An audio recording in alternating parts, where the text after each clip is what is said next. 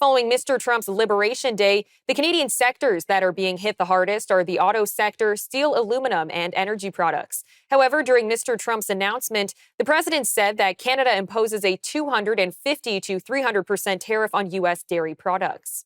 With today's actions, we're also standing up for our great farmers and ranchers who are brutalized by nations all over the world. It's brutalized.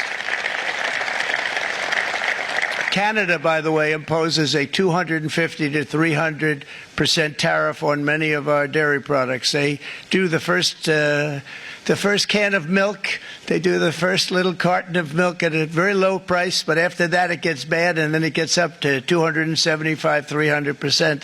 So when they're figuring what's Canada charging, they say, oh, about 2%, 3%. But take a look at what happens down the road. When you look a little bit, it's not a pretty picture, and we don't like it, and it's not fair. It's not fair to our farmers. It's not fair to our country. And with countries like Canada, you know, we subsidize a lot of countries and keep them going and keep them in business. We were joined by Dr. SylvaiN Charlebois, director of the Agri-Food Analytics Lab at Dalhousie University, to discuss how Canada's agri-food sector was spared from the tariffs. It's a huge relief, obviously, because a 10% tariff would have been a disaster for the agri-food sector. So yesterday, I think, was a good day for the agri-food sector in Canada. But there are some lingering issues still. Non-CUSMA goods are still being tariffed right now with the U.S., and that would include wheat, for example. India has tariffs against lentils. China has tariffs against canola, pork, and lobster, for example. So we're not out of the woods. The agri-food sector in Canada is still under tremendous pressure. The good news coming out of yesterday, obviously, for food manufacturers, for many months now, many food manufacturers were thinking about relocating to the U.S., or at least find a place to manufacture in the U.S. to not be exposed to tariffs, but that's not going to be necessary. So, of course, Ottawa's response is going to be key here. We don't know exactly how Ottawa will respond, but how I'm reading what's coming out of Ottawa right now is a little different than when Prime Minister Trudeau was around. I think it seems as though the approach, at least under Mark Carney, seems more targeted and strategic.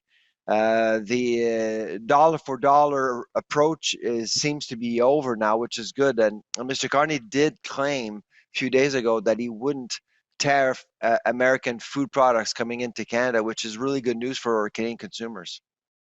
Dr. Charlebois also unpacked Mr. Trump's reasoning behind not implementing reciprocal tariffs on Canadian dairy after mentioning the tariffs Canada imposes on U.S. dairy products.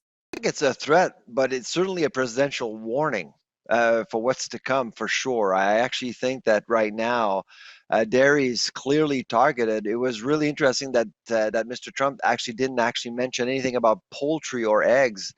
Both of them are under the SM5 regime, and so it appears that dairy is really a focus for the Trump administration. So I think basically what we got yesterday was a warning for what's to come, with new negotiations coming down the pipe, and I'm just hoping at some point that the dairy sector will start figuring out that something needs to change domestically, because if we continue on this path of conceding and then, of course, compensating dairy farmers for no losses, really, all of the losses that are being claimed are hypotheticals. Really, it's not necessarily a strategy that we want to pursue, because everyone loses, including the dairy sector. Lastly, he touched on what changes Canada's dairy and agri-food sectors need to be making in order to continue to avoid tariffs. I think market access is going to be key, but as soon as you do that, then you compromise the entire governance of the policy itself. I mean, if you allow more milk or dairy products into the Canadian market, you're basically eroding the influence of quotas that are managed by provinces.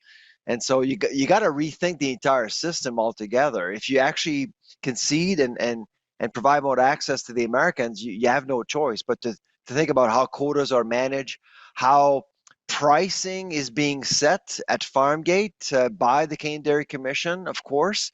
And right now, Canadian industrial milk is double the price of what it is in the US. So our sector is clearly not competitive at all. So we're not ready for this.